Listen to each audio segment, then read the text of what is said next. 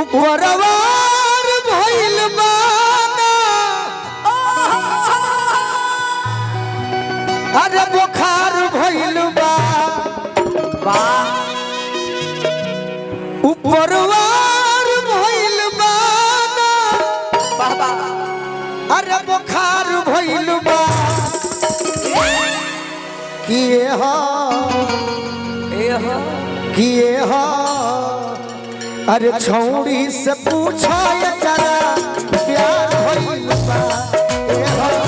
छौड़ी से पूछा करा प्यार भइल बा उदासन भी हंसत भी एकर कारण बा का बा उपरवार भइल बा बुखार भइल बा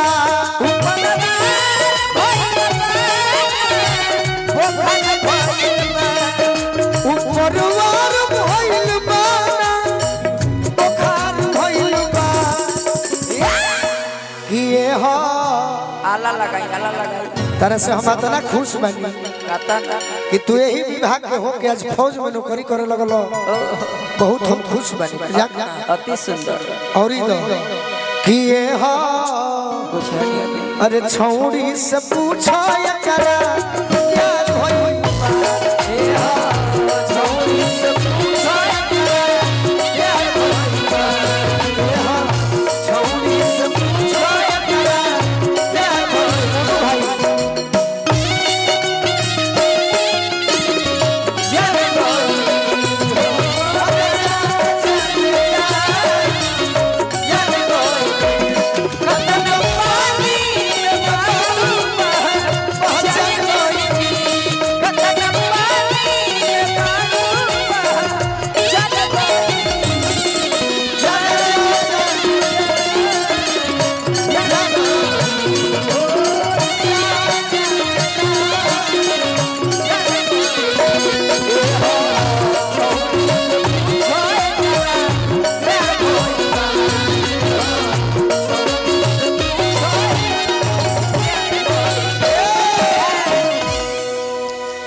लड़का जितना नौजवान हमारा नियन बाड़े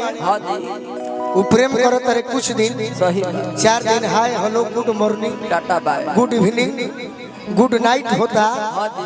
5वां दिन का होना ना चलो रहरी में टेंगारी चाचा 5वां दिन जरूर होता सका हो नन्नू चलो उखी में एको दिन ना तो खिसिया कहतो कि जा हम अपने व्यवस्था कर ले सही बात ताकि तारा के चिन्हनी हम परसो सपना में कैसे जानने की केहू से प्यार भइल बा कैसे कि जुल्फ लहरात बा खौराइल बहो जुल्फ लहरात बा खौराइल बहो आँखी हंसत मुँह एकरा बाद होई फगुआ ना तो चैतो हो जाए ना तो छठो के हो जाए बाकी सुनबो तो सही बैठ कि जुल्फ लहरात बा खौराइल बहो आँखी हंसत मुँह मुरझाइल बहो जुल्फ लहरात होके बार खौराइल होके आँख हंसत होके मुहवा मुरझाइल होके तो जान जाई एकर सीना पर अरे जवानी सवार भइल बा ये हो छौड़ी से पूछो एकरा प्यार भइल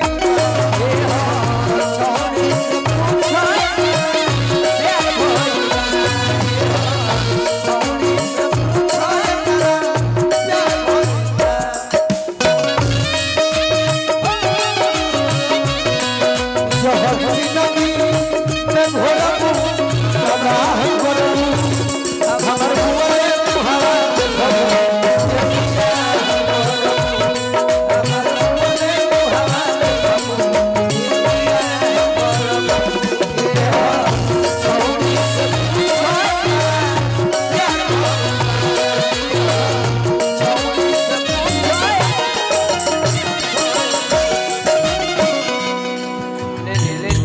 तारे के हमने के चिन्हल जाए 100 टकिया नीचे 20 टकिया ऊपर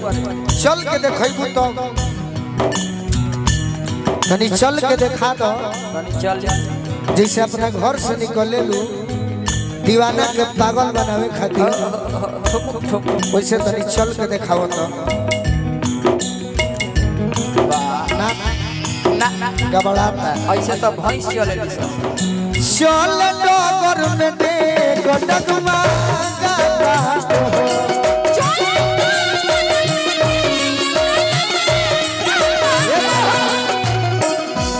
अगर लड़की के चले में गड़बड़ी हो गई हां जी तो ओयो कुछ लेके लाग सही कि चले अरे डगर में दे वाह वाह जैबू काहे टाइम हो गई अबे प्यार हो कम से कम 4 बजे तक हंस मत पगली प्यार हो जाएगा कि चल डगर में दे डगमगाता ते हो एकर छेना न मुंह में वाह वाह घोटाता ते हो जब छेना एकर के खियौनी हां जी तो उल्टी कइलक हां हां तब हम जननी कि कुछ गड़बड़ बा कि दिलदार संगरा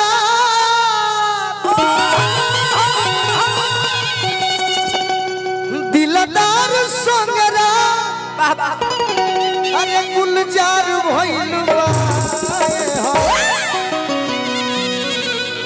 ए हो पगली के लगली बीमारी न हो झाड़ा वाला बाड़े वो झई शिकारी न हो रह जाने एगो लाइन पूरा हो जाए दो सही बात कि गोलू संगे अरे सजे में जय हो कारोबार भइल बा ये हो अरे छौड़ी से पूछो एकरा अरे प्यार भइल